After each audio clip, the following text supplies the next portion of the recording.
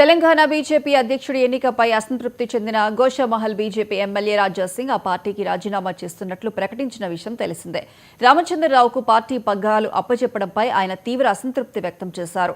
అధ్యక్ష పదవికి తాను నామినేషన్ వేయాలని వస్తే వేయనివ్వలేదని వాపోతూ జూన్ 30న పార్టీకి రాజీనామా చేసి రాష్ట్ర పార్టీ కార్యాలయంలో దాన్ని అందజేశారు. తాజాగా ఎమ్మెల్యే రాజా సింగ్ రాజీనామాకు హైకమాండ్ ఆమోదం తెలిపింది. బీజేపీ జాతీయ అధ్యక్షుడు జేపీ నడ్డా ఆయన రాజీనామాను ఆమోదించినట్లు ప్రకటించారు.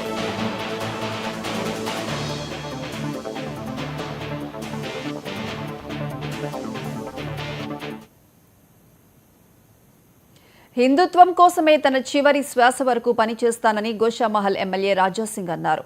ఇప్పటి నుంచి ఇంకా అగ్రెసివ్గా పనిచేస్తానని వ్యాఖ్యానించారు.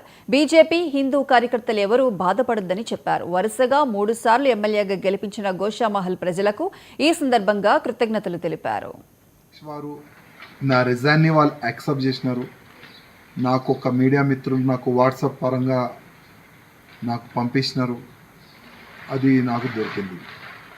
కానీ ఇవాళ నుంచి కంటిన్యూగా నా దేశానికి, నా భారతదేశానికి హిందూ రాష్ట్రంగా చేయాలని, గోమాతని రక్షించడానికి, లవ్ జిహాద్ కానీ అన్ని విధాలుగా ప్రతి ఒక్క హిందూ కార్యకర్తకి ఒక ఛత్రపతి శివాజీ మహారాజ్ లాగా తయారు చేయడానికి ఇప్పటి నుంచి నేను ఇంకా అగ్రెసివ్గా నేను పనిచేస్తానని ప్రతి ఒక్క హిందూ కార్యకర్తకి నేను హామీ ఇస్తున్నాను. ఏ కార్యకర్త కూడా భయపడవద్దు, ఏ కార్యకర్త కూడా బాధపడద్దు. ఒక్కప్పుడు మనం ఏం లేకపోతే కూడా దేశ ద్రోహులతోని ఫైట్ చేసినాం. 3 సార్లు ఎమ్మెల్యే అయిన తర్వాత కూడా దేశ ద్రోహులతోని, ధర్మ ద్రోహులతోని ఫైట్ చేసినాం.